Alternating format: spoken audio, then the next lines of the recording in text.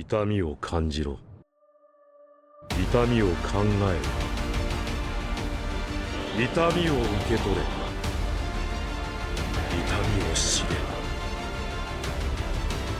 れ。痛みを知らぬ者に本当の平和は分からん。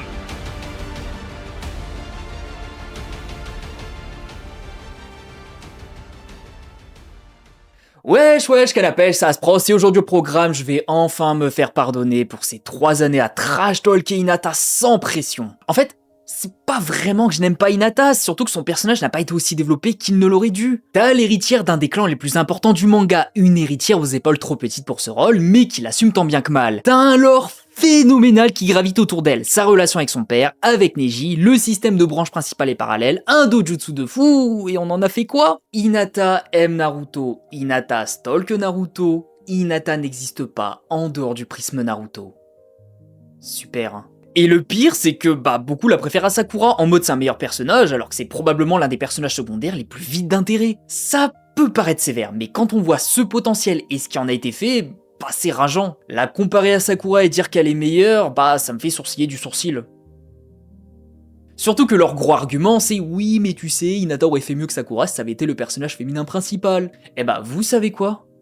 Vous avez raison. C'est difficile à admettre, mais effectivement, je pense qu'Hinata aurait été un personnage principal nettement supérieur à Sakura dans un petit peu tous les domaines. On a juste à les échanger de place, et croyez-moi que la haine anti-Sakura ne pourrait absolument pas s'appliquer à Hinata. Et inversement, la haine asprosienne envers Hinata n'aurait plus de raison d'exister. Vous ne me croyez pas? Alors laissez-moi le démontrer. Et puisque j'entends mon peuple de haineux s'insurger de mon changement de bord, bizarre dit comme ça, on va pouvoir commencer.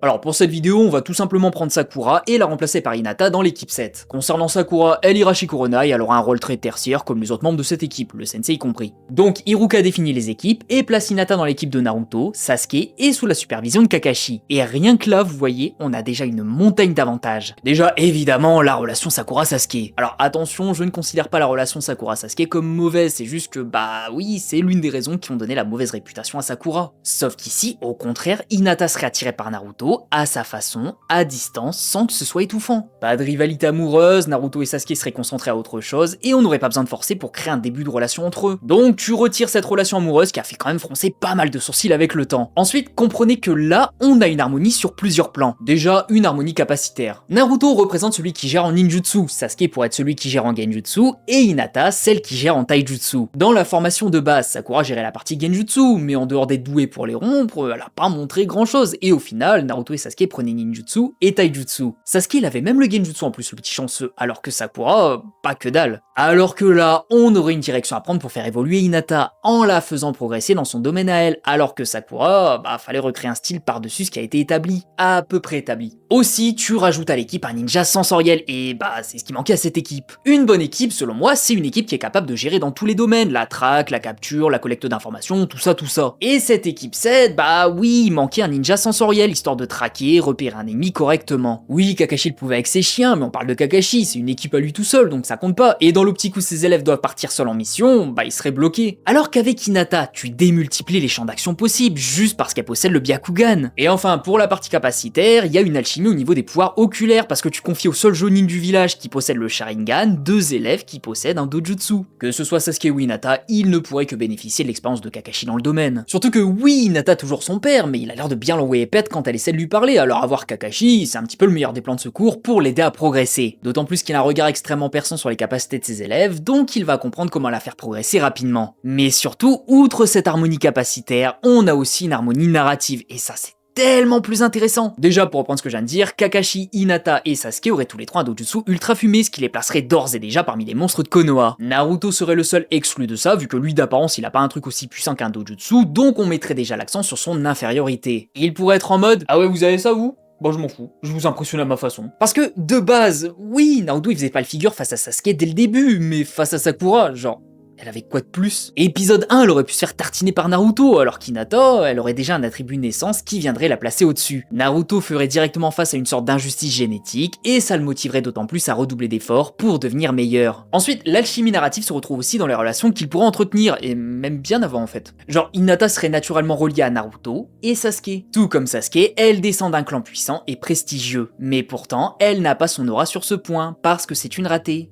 Tout comme Naruto. Tout comme Naruto, c'est une ratée, mais encore une fois, tout comme Naruto, c'est une ratée circonstancielle. C'est-à-dire qu'elle n'est pas foncièrement mauvaise, mais juste que son caractère l'empêche de tirer pleinement profit de ses capacités, tout comme Naruto qui a saboté son passage à l'académie. Et tout comme Sasuke, malgré le prestige de son clan, elle n'était pas à la hauteur des attentes de son père. Sasuke également, vu qu'il subissait la comparaison avec Itachi. Il pourrait donc y avoir un rapprochement avec Naruto de manière très organique, en mode il comprend qu'elle a subi l'appellation de ratée, et un rapprochement avec Sasuke qui verrait qu'elle n'a pas réussi à obtenir l'approbation de son père, ce qui ferait écho à son enfance. D'ailleurs, développer un petit peu la relation Hinata-Sasuke, ça pourrait être sympa. Genre, il pourrait prendre la mouche parce que elle, c'est une ratée dans un clan de génie, alors que lui, c'est un génie, mais dans un clan de Makabe. Ou alors au contraire, il pourrait la comprendre et enfin faire preuve de gentillesse envers un personnage féminin. Surtout que oui, Hinata, c'est la seule fille qui l'aime pas, donc il pourrait agir de manière moins froide avec elle, vu qu'elle lui casserait pas les shurikens. Et enfin, mettre Hinata dans le groupe des héros, ça lui donnerait du temps qu'elle pourrait utiliser pour développer tout le lore qui gravite autour d'elle, notamment le système branche principale parallèle. On aborde ça dans son combat contre Neji au chapitre 78, et quand on en reparle, c'est chapitre 526, soit 448 chapitres plus tard. Il y a 700 chapitres dans Naruto, et pendant plus de la moitié, tu parles plus de ça alors que c'est l'un des éléments les plus intéressants de la partie 1.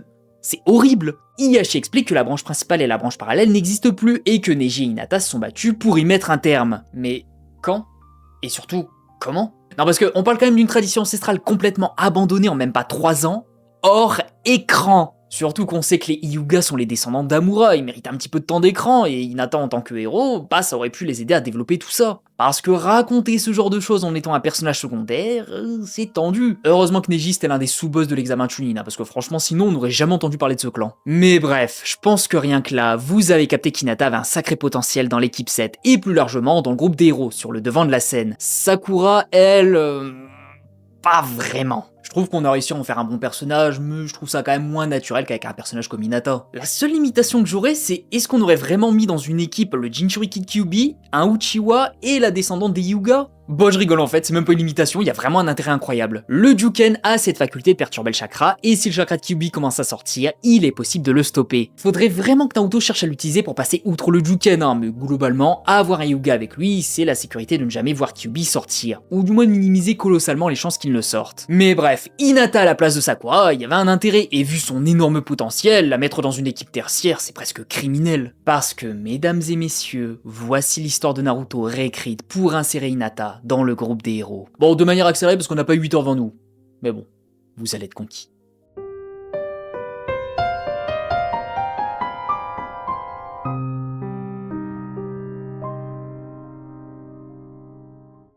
Alors, on commence avec Hiroka qui donne les équipes et qui place Hinata avec Naruto et Sasuke. Pas grand chose à dire, la toute première partie où Sasuke dit à Sakura qu'elle est lourde ne pourrait pas avoir lieu avec Hinata, donc soit on la supprime, soit on le remplace par un chapitre qui explique qu'Hinata est amoureuse de Naruto. Je partirais plutôt sur ça, ou alors un teasing en mode ce qu'on a eu dans The Last avec la scène où Naruto sauve Hinata des 3 petits cons. Dès le début, on comprendrait pourquoi elle l'aime et on comprendrait qu'elle ne le révélera pas tout de suite. On aurait donc une sorte de petit fil conducteur de cette relation tout au long de la série. Ensuite, épreuve des clochettes, rien ne change. Hinata aurait le rôle de Sakura, à savoir ne pas attaquer Kakashi.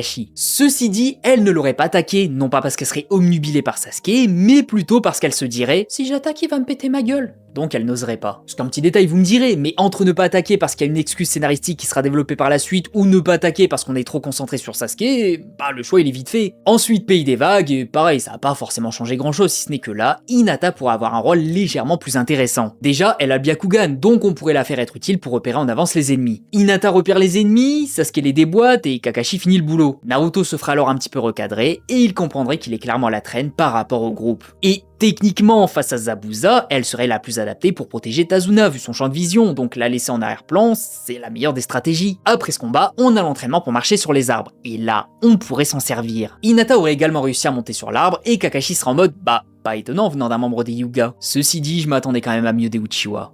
Comme quoi. Bah oui, les Hyuga et le contrôle du chakra, c'est aussi naturel qu'un mec bourré au PMU. Du coup, pas étonnant qu'elle ait une longueur d'avance. Mais là, faut surtout qu'on se fasse guaquer. On va alors se dire, bah, Hinata elle est trop forte en fait. Alors que non, mais on doit y croire pour que justement la révélation avec Neji ait plus d'impact. Mais bref, Hinata réussit, Naruto et Sasuke commencent leur petite rivalité et bagarre avec Zabuza et Haku. Là, tout comme Sakura, Hinata sera en retrait. Pourquoi pas lui donner un mini-rôle en mode elle donne des informations sur la position d'Haku à Naruto et Sasuke, mais vraiment pas beaucoup plus, c'est eux qui doivent briller ici. Fin de la mission, même circonstance que dans la trame principale, et retour au village. Et là, son écriture va prendre de l'ampleur. Kakashi va les inscrire à l'examen Chunin et on va la voir douter. Sakura aussi a douté parce qu'elle était inutile et quand Sasuke l'a complimentée, elle est devenue chaud. Sauf qu'ici, on n'aurait pas ça. Naruto et Sasuke trouveraient ça normal qu'Hinata participe vu son talent. C'est une Hyuga, elle a un doujutsu trop puissant et pendant l'arc précédent, elle a été quand même super utile, donc bon, en voiture Simone. Sauf que non, Hinata, c'est des miroirs et de la fumée. On va la voir hésiter, presque refuser, mais se laisser convaincre par Naruto. On ne comprendra pas encore pourquoi, il y aura un élément scénaristique qui va être teasé, mais rien de concret pour l'instant. Elle va accepter. Ensuite, même situation que dans le manga, épreuve écrite validée et direction la forêt de la mort. Encore une fois, elle sera utile grâce à ses yeux, mais ils vont tomber sur Orochimaru et il va tellement lui faire peur qu'elle va regretter l'époque où c'était son père qui l'a martyrisé. Naruto et Sasuke KO et c'est à elle de gérer le trio du son. Sauf que contrairement à Sakura qui s'est plutôt bien battue, là, Hinata va se faire péter la rondelle bien comme il faut. Tabassage policier en manifestation et Hinata sera prête à rejoindre Harambe.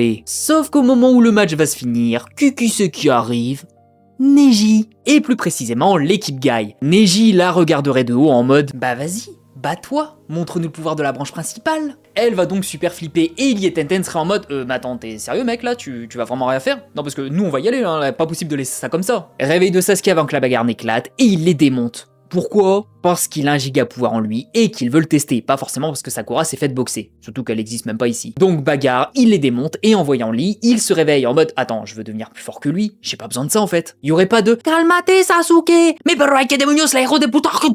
Donc là, teasing d'Hinata et Sasuke qui se connaissent et surtout, on tease encore une fois le caractère d'Hinata qui n'est pas à l'aise avec ses compétences. Ça fait beaucoup et le point culminant, c'est leur affrontement. Neji et Hinata vont s'affronter comme dans le manga. Sauf que là, on aurait déjà un teasing de il y a un truc qui va pas entre eux là. Qui sont-ils l'un pour l'autre? Frères et sœurs? Pourquoi ils ont les mêmes yeux? Que voulait dire Neji par rapport au caractère d'Hinata? Et pourquoi elle se sous-estime autant alors qu'elle est si douée? Et tout ça, on y répond dans leur combat qui aura nettement plus de sens que de base, puisque là, on aurait un des personnages principaux. Hinata se ferait péter à la rondelle, et c'est à Naruto, son partenaire, de la venger et de mettre un terme à leur conflit, comme dans le manga. Ou presque, mais on y reviendra. Hinata est vaincu et choc. L'un des membres de l'équipe 7 ne s'est pas qualifié. Et surtout, contrairement à Sakura, elle ne sort pas dans un match random. Son combat, elle va introduire justement l'un des combats les plus importants de toute la partie 1. Ce combat incroyable, plus toute la giga hype qui tournait autour, bah oui, ça aurait pu être le combat le plus important de toute l'œuvre. Un mois se passe, elle est toujours blessée, donc on justifie pourquoi Kakashi ne l'a pas entraînée pendant ce temps. Elle va assister au combat Naruto-Neji et tout pareil qu'avant, sauf qu'elle ne s'évanouit pas. D'ailleurs, je vois pas trop pourquoi elle s'évanouit parce que scénaristiquement parlant, ça a pas trop d'intérêt. Bref, Neji est vaincu et attaque d'Orochimaru. Et là, si vous me connaissez un petit peu, vous savez déjà ce que je vais dire parce que je l'ai déjà abordé à plusieurs reprises dans mes vidéos, mais bon, là, ça a véritablement un intérêt. Bref, Orochimaru attaque le village et certains de ses hommes vont s'attaquer directement à l'infirmerie, histoire de tuer tous les ninjas médecins. Dans une guerre comme ça, c'est un petit peu le meilleur des plans, donc il y aura quelques ninjas d'auto qui vont aller direction l'infirmerie où se trouve Neji. Je précise quand même que là, il y aurait pas besoin de la révélation sur la mort de son père, ça peut attendre quelques chapitres. Neji serait donc face à un ninja d'auto et il serait super affaibli, donc il se ferait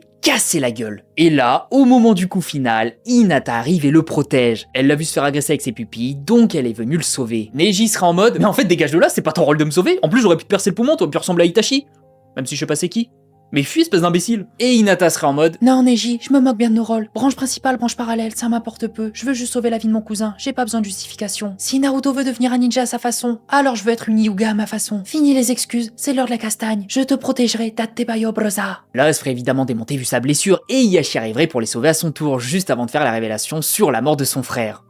Le père de Neji. Et là, avec juste un chapitre de plus, tu fais passer Neji du bon côté de la force, tout en développant les Hyuga et en teasant la prochaine étape. Dans le manga, le sort des Hyuga est passé hors écran, mais ici, on aura un sacré commencement de résolution, à savoir de changer ce système, et ce sont ces deux enfants qui vont faire bouger les choses. Les deux Hyuga, inspirés par Naruto. La boucle serait bouclée. Après on peut la faire revenir contre Gaara en mode elle protège Sasuke, mais bon cette scène elle est complètement dispensable. Bref, ensuite recharge de Tsunade, pas besoin d'elle, on a déjà tout ce qu'il nous faut. Et ensuite récupération de Sasuke. On pourrait avoir Neji et Hinata s'entraîner ensemble, ou peut-être dans l'arc d'avant, histoire de bien consolider leur nouvelle relation. Et quand Hinata apprendra que Sasuke a pris ses clics et ses claques, aura fait son baluchon et s'est tiré de Konoha, elle voudrait le ramener. Déjà parce que c'est son partenaire, mais aussi pour rendre service à Naruto. Suffirait juste de lui donner le même rôle que Neji, genre même combat, même finalité, tout ça. On pourrait le justifier par le fait que Neji et Hiashi sont en mission tous les deux, genre entraînement ou autre. Ça renforcerait leur lien, ça nous montrerait subtilement que les choses évoluent, et ça permettrait à Hinata, un des membres de l'équipe 7, de ne pas être exclu de la narration.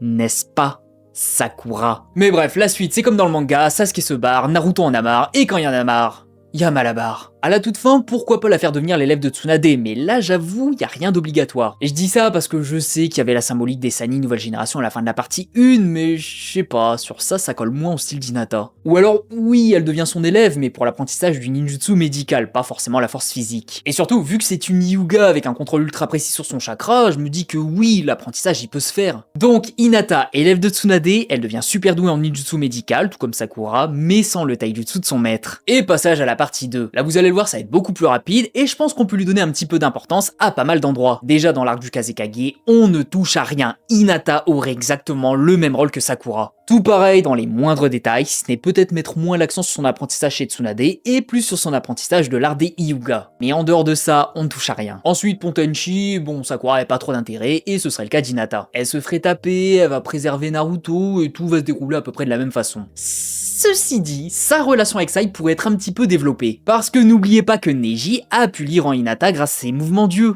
Pécule. Elle regardait en haut, elle regardait en bas, et Neji lisait en elle. Du coup, si cette faculté est propre au Hyuga, on pourrait l'imaginer essayer de comprendre un petit peu ça et de voir qu'un truc se trame, mais elle ne pourra pas dire quoi. Sakura et Sai c'était sympa, mais peut-être qu'avec Hinata, on aurait pu faire mieux. Ensuite, il y a l'entraînement Naruto, et n'oubliez pas ce que j'ai dit au tout début, le Juken pour aider à maintenir Kyuubi, donc Hinata serait également missionnée ici. Elle aura un rôle plus important que Sakura, vu qu'elle va l'aider non seulement de manière émotionnelle, en l'encourageant, mais également en l'aidant physiquement. Et vous voyez, c'est qu'un tout petit détail, mais ça fait toute la différence. Elle serait présente pour l'aider, pour le soutenir, et elle serait là, pour lui, parce qu'elle veut qu'il réussisse. Naruto l'inspirait, donc elle se donnerait corps et âme pour l'aider en retour, et ça se manifesterait parfaitement ici. Genre, Naruto il s'arrêterait jamais, elle on voit qu'elle en peut plus, mais elle continuerait, elle se dépasserait pour justement qu'il réussisse sa quête. Évidemment, Arc Pain, on ne touche à rien. Pas un détail ne doit différer. Alors, je sais que j'ai souvent gueulé par rapport à la fameuse déclaration qui n'a mené à rien, mais faut comprendre que là, la relation Naruto-Hinata aurait de la matière, elle n'aurait pas été intégralement construite ici. Hinata qui avoue enfin à Naruto qu'elle l'aime, ça pourrait être très fort symboliquement, elle se sacrifie pour le sauver, elle meurt quasiment, voire totalement, Nagato la ressuscite et fin de cet arc. Ici, on garde ses déclarations vu qu'elle fait sens, contrairement à celle du manga de base. Mais en plus, on revient dessus. Tu fais en sorte qu'après le combat avec Nagato, Naruto se remémore ce passage en mode